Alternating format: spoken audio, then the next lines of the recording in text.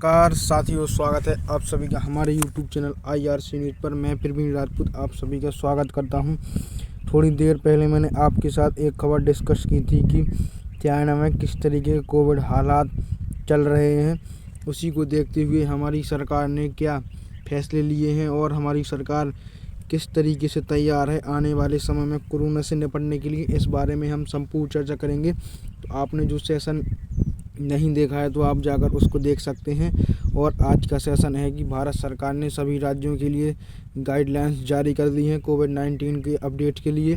जानने में यह आ रहा है कि जिस तरीके से चीन में हालात चल रहे हैं, कहीं ऐसा ना हो कि आने वाले समय में भारत में भी गंभीर हालात चले जाएं, क्योंकि भारत में अगर कोरोना आता है तो हमें सबसे पहला धक्का, जो हमारी इकोनॉमी इस समय इतनी अच्छे स्तर पर पहुंच गई है, सबसे पहले हमारी इकोनॉमी को धक्का लगेगा और हमारी जनता को तो परेशानी उठानी पड़ सकती है, कैजुअलिटी तो वो उठानी पड़ सकती है। तो इसके लिए हमारे प्रधानमंत्री मोदी जी ने सभी डिपार्टमेंट के साथ, सभी राज्यों के मंत्रियों के साथ, स्वास्थ्य मंत्रियों के साथ मीटिंग की है, यानी वर्चुअल मीटिंग की है, ऑनलाइन मीटिंग जिसे कह सकते हैं, उनके साथ मीटिंग हो चुकी है और सरकार एकदम पूरी अलर्ट पर है। हो सके तो आने वाले समय में लॉकडाउन की भी अगर आशंका दिखाई दे तो वो भी लगा सकती है। हमारी सरकार इस समय पूरी अलर्ट पर है, तैयारियां जोरों पर हैं। तमाम राज्य के मंत्रियों से बात करके पता लगाया जा रहा है कि किस तरीके से अगर कोरोना के केसेस अगर हमारे देश में बढ़ रहे हैं तो जो उसके लिए उपलब्धियां होंगी, यानी कि जो उनके इलाज में जो वस्तुएं उपलब्ध कराई जाएंगी, जो सेवाएं होंगी, वो सब पर्याप्त मात्रा में हर राज्य के पास उपलब्ध है या नहीं। अरविंद केजरीवाल जी ने कहा है कि हमारे राज्य के लोगों के लिए तो 350 से ज़्यादा एम्बुलेंस उपलब्ध हैं अभी वर्तमान समय में, और हमने और ज़्यादा एम्बुलेंस के ऑर्डर्स दे दिए हैं। और उन्होंने ऑर्डर्स देने के साथ साथ यह भी कहा है कि हमारे पास पर्याप्त मात्रा में ऑक्सीजन भी है। अगर हम दोस्तों कोरोना की बात करें तो सबसे पहले यूके में अल्फा वेरिएंट पाया गया, बीटा साउथ अफ्रीका में, ब्राज़ील में गामा और डेल्टा हमारे इंडिया में पाया गया है। भारत सरकार ने हाल ही में संसद में अभी एक बिल के माध्यम से बताया है कि हमने 220 करोड़ से ज़्यादा डोजेस अपने देश के लोगों को उपलब्ध करा दी हैं, यानी कि 220 से ज़्यादा लोग वैक्सीनेशन लगवा चुके हैं, यानी वैक्सीनेशन करवा चुके हैं। जिन 220 डोजों में से जो कुछ व्यक्ति ऐसे हैं जिनको दोनों डोजेस लग चुकी हैं, यानी कि 90% व्यक्तियों को डबल डोजेस लग चुकी हैं और 28% ऐसे व्यक्ति हैं जिनको प्रिकॉशन डोजेस लग चुकी हैं, यानी कि जो तीसरी डोज है हमारी कोविड-19 की, वो तीसरी डोज कुछ व्यक्तियों को, यानी 28% व्यक्तियों को लगभग सुनने में आ रहा है कि दे चुकी हैं। अब देख सकते हैं कि संसद भवन में भी हमारे सांसद मास्क लगाकर पहुंचने लगे हैं। अब जो मीटिंग होने लगी है वो मास्क और पूरी गाइडलाइंस के तौर पर होने लगी है। गाइडलाइंस वही है जो आपने बरती थी, यानी कि जो कोरोना में आपके जो गाइडलाइंस को फॉलो किया था, उन्हीं गाइडलाइंस को भी फॉलो करना है। उसके लिए भी हम आपको बता देंगे। आप देख सकते हैं हमारे मंत्रालय भी पूरी तरीके से हाई अलर्ट पर हैं, यानी कि वो कोई भी असावधानी नहीं बरत रहे हैं जिससे कोरोना की कैजुअलिटी उनको भी उठानी पड़ सकती है, क्योंकि चाइना में अभी बहुत से ज़्यादा मंत्रालय, यानी कि बहुत से ज़्यादा डॉक्टर्स कोविड-19 से पॉजिटिव हैं। और उन्होंने, चाइना की सरकार का कहना है कि आप भले ही कोरोना से पीड़ित हों, लेकिन आप वहाँ पर आइए, हमारे जनता की सेवा कीजिए। और ये कोविड हेल्पलाइन है, जिन व्यक्तियों को अगर लगता है कि मुझे किसी भी टाइम, एनी टाइम 24/7 कोरोना की आशंका है, तो वह इस नंबर पर, टोल फ्री नंबर पर कॉल करके तुरंत सरकार को सूचना दे और वह क्वारंटीन होने के लिए तुरंत अपनी सावधानियों को तुरंत उपलब्ध होने के लिए अपनी ज़रूरतों को सरकार को सूचना दे।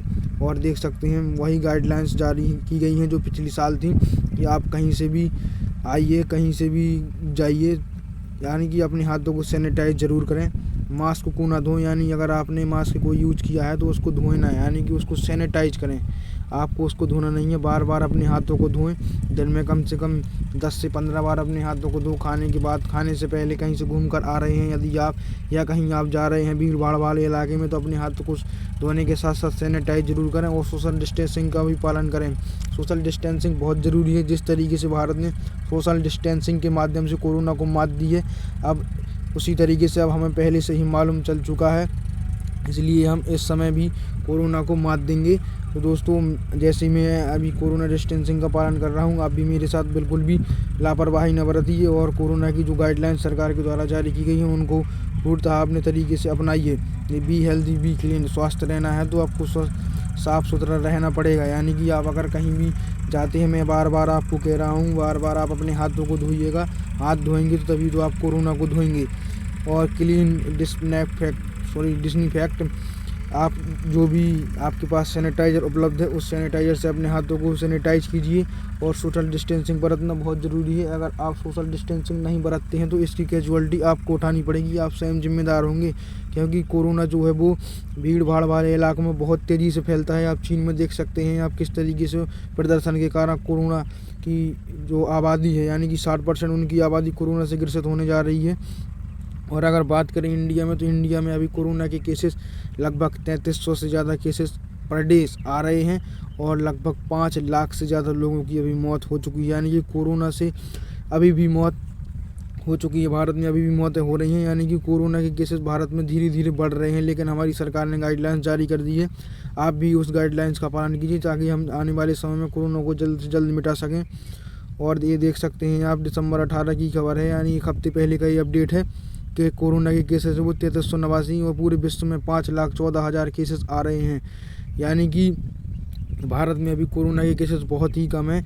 मेरी आपसे यही बार बार प्रार्थना है कि आप कोरोना की गाइडलाइंस का पालन कीजिए। सरकार जितना कहा जाए सरकार से उतना कीजिए। और आप सभी लोग समझदार हैं, अपने हिसाब से भी कीजिए। अपने घर वालों को भी बताइए कि किस तरीके से हमें कोरोना की कैजुअलिटी का सामना ना करना पड़े। तो हमें पहले से ही सावधानी बरतनी है। क्योंकि जो लोग अगर आपके अज्ञान है, यानी कि कोरोना से जिनको ज़्यादा कुछ मालूम नहीं है, उनको भी आप बताइए, गाइडलाइंस की पालना कीजिए। और दोस्तों, जो अभी कोरोना ने हाल ही में यानी कि जो भौकाल बना रखा है वो ओमिक्रॉन का सब वेरिएंट है, चीन में फैल चुका है। लेकिन आने वाले समय में यह कयास लगाए जा रहे हैं कि अभी जो त्यौहार आने वाला है तो इस त्यौहार में लोग देश विदेश से यहाँ वहाँ आने जानेंगे। यानी कि विदेशों से लोग भारत में आएंगे। एयरपोर्ट पर भी हाई अलर्ट चेकिंग जारी कर दी है। वहाँ पर अब कोरोना टेस्टिंग की भी पुष्टि की जा रही है। यानी कि अब वहाँ पर विदेश से आने वाले यात्रियों को कोरोना की जाँच करानी पड़ेगी। अगर उनको कोरोना निकलता है तो उनको क्वारंटीन पहले किया जाएगा, घर बाद में भेजा जाएगा। तो दोस्तों, भारत में जो ओमिक्रॉन अभी चीन में जो धूम मचा रहा है उसको हमने यानी सितंबर में ही उसकी पुष्टि कर दी थी। यानी हमने उसकी पहली मरीज हमने सितंबर में ही पा लिया था और उस पर हमने काबू भी पा लिया है। क्योंकि भारत में बहुत ज़्यादा लोग वैक्सीनेटेड है, चाइना में वैक्सीनेटेड नहीं है। तो दोस्तों, मेरी आपसे यही आशा है आप कोरोना के सारे नियमों का पालन कीजिएगा। और इसी तरह के अपडेट के लिए हमारे चैनल को लाइक शेयर सब्सक्राइब जरूर करें।